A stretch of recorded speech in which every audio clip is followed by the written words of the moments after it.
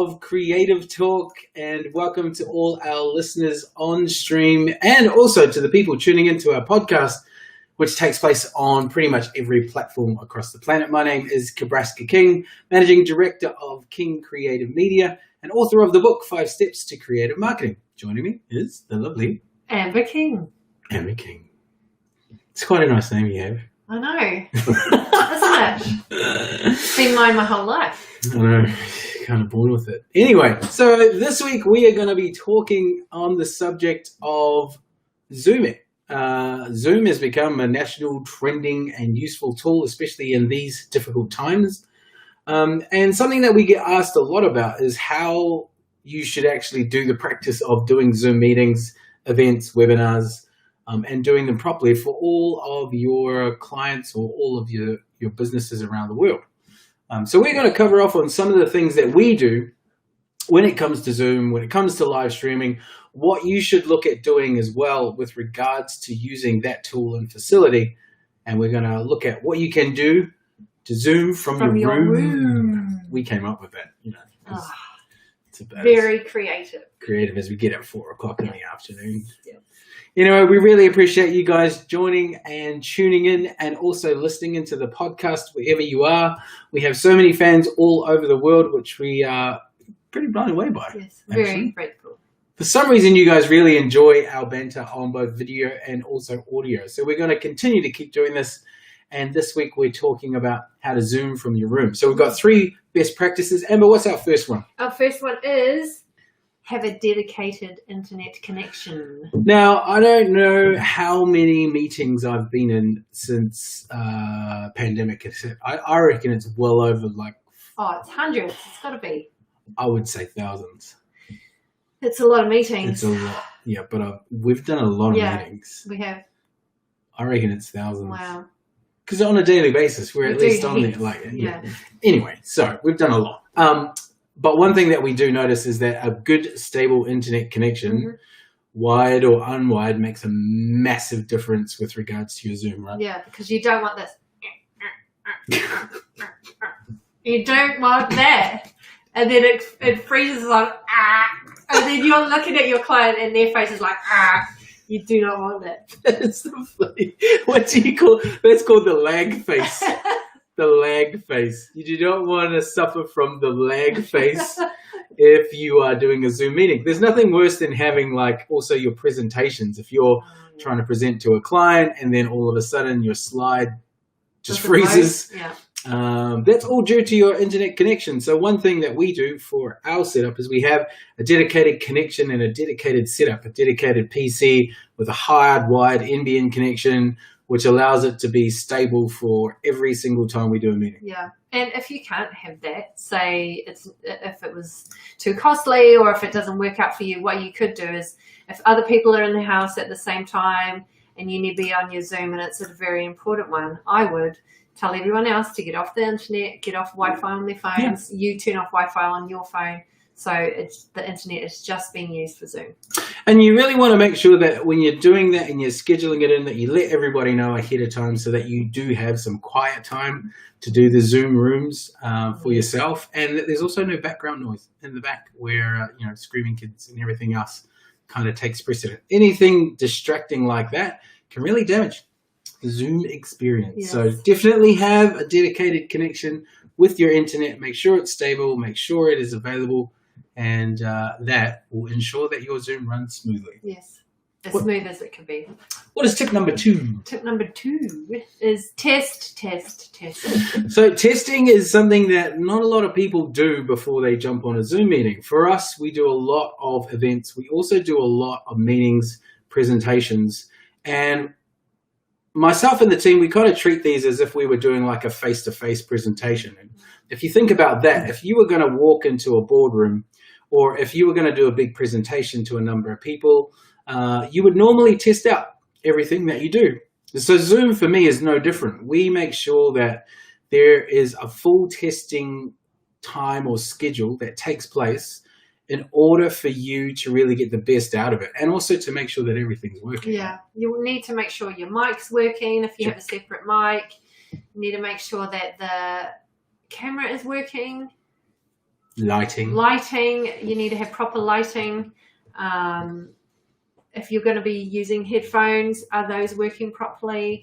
Testing everything means literally everything in your space. Even if you're going to have a virtual background, you want to make sure you test that so that there's no fuzziness or your face doesn't disappear or your visuals that you're trying to present also don't disappear as well. Like testing, we cannot stress this enough. You do need to test at least 30 minutes before you go live for either a meeting or even just a presentation so that you have the best experience for those people that are going to be joining. Yeah.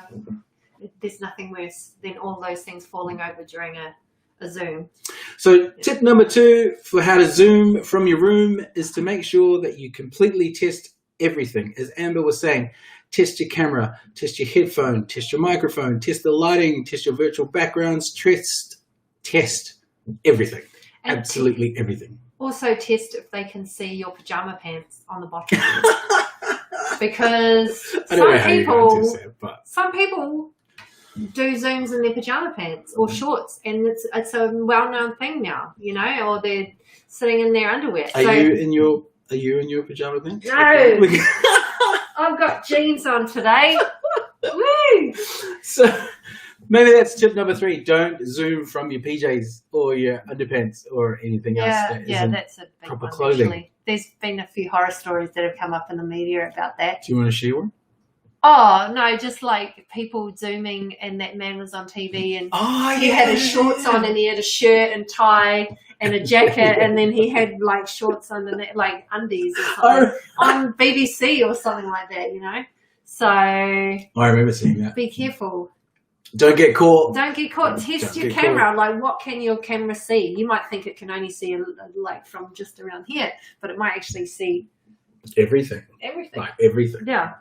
So testing is vital to making sure that your stream looks awesome, but also making sure that the people who are watching are going to have a good experience as well. Yeah. And make sure you're not wearing PJs. Exactly. Have proper clothing. That'd be a good start, I would say. What is our third and final tip to Zoom from your room? Zoom from your room. Tip 3 is be prepared. Have everything ready. Now, what does that mean?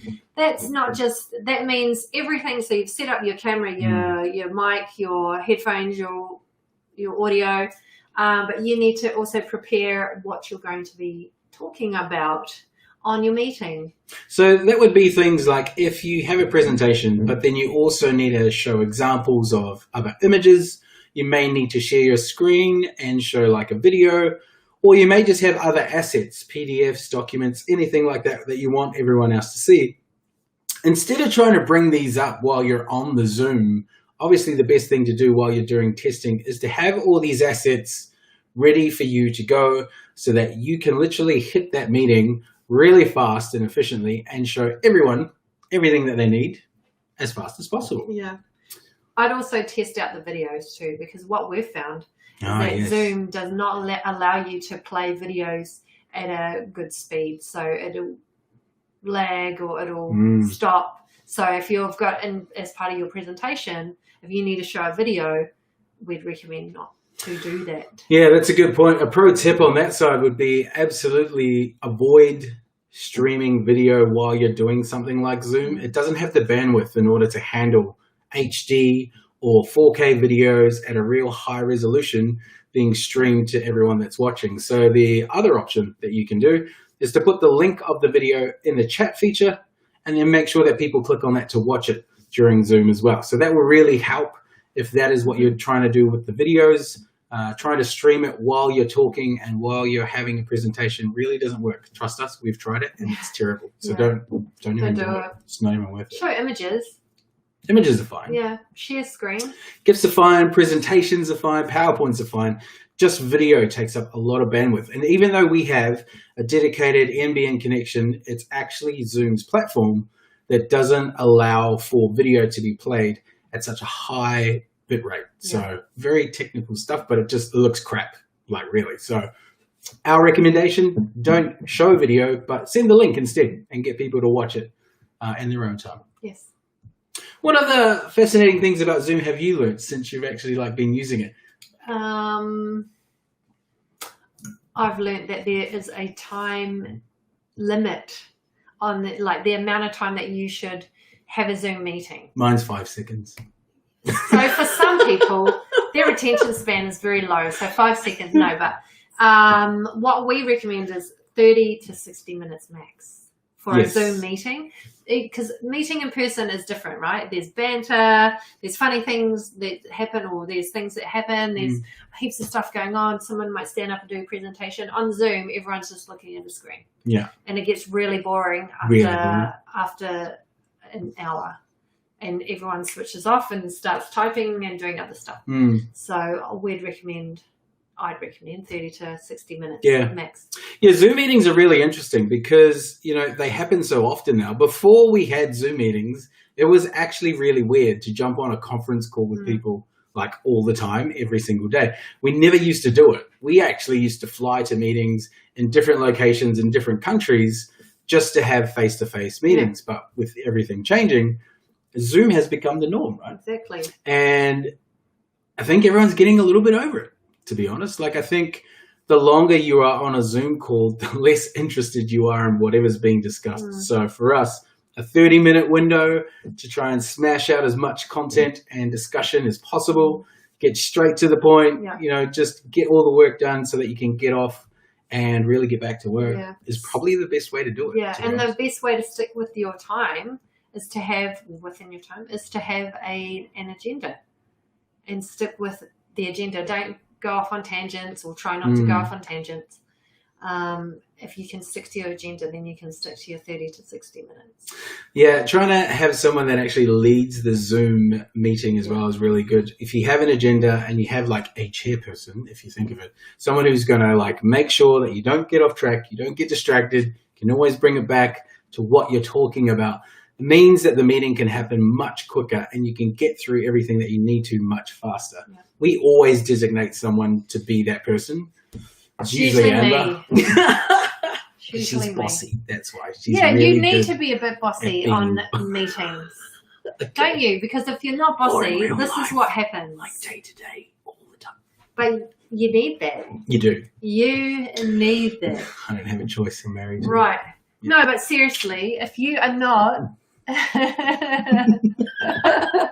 if you don't have someone that's driving the meeting and saying, right guys, let's move on to the next point, then you're going to stay and go somewhere else, and it's gone. It's 100% true. Yeah. Look, I think we all need a little bit of guidance in our life at some point in time, some more than others, mainly myself. But I think what really happens in the Zoom is it's so easy to be distracted by what else is going on, what other emails pop up, because you're looking at your screen. And because it's usually a device that you use daily, like your PC or your laptop, it's so easy to get distracted. And so you do need someone to run point to keep you on track so that you stay on track and that things get done and you can just move on. Yeah, move along. So we've done probably thousands, like hundreds. I've definitely done hundreds and hundreds of Zoom calls. We're also now getting into doing Zoom events and webinars and making that part of what we offer as a business as well, which has been quite an interesting kind of journey. We will probably look to share some of the insights on what we do for webinars and Zooms and how that's kind of been integrated with the business. But we've seen a massive growth in this platform, and there are others. It's not just Zoom. There's, the one that we use here for Restream. There's also Teams. There's a lot that Google are doing as well. There's a whole bunch of them. Yep, there are heaps. And there's ones that cost a lot as well and have different functions. Oh, yes. There's some very expensive ones out there. But for us, we're going to talk about the ones that add a lot of value, that are really cost effective, so that if you are a business owner looking to do a webinar or looking at streaming your content, that you will have some options that you can use as well. And we'll talk about that in future podcasts as we go along. Yeah. Anything else you want to talk about today? Oh, how lovely the weather in Melbourne is. It's terrible. That's exactly. It's a bit rainy, but we're inside and we're warm, and that's all that matters. We are. We've been inside for many months. Many months now. We need haircuts. We do need haircuts. It's we hope you guys are well wherever you are in the world, and we hope that you are enjoying these segments. We hope that we're offering some value for yourself and also your business. We really enjoy doing these, it's been interesting trying to like do the video as well as audio at the same time. Yes. We're still getting used to We're it. still getting used to it. We're still getting used to it and used to each other, seeing each other while also talking to each other. Yeah. It's a bit full on. It's a bit full on. We're getting there though. But look, my name is Kabraska. This is Amber King, and you are tuned in to Creative Talk. Thanks for tuning in.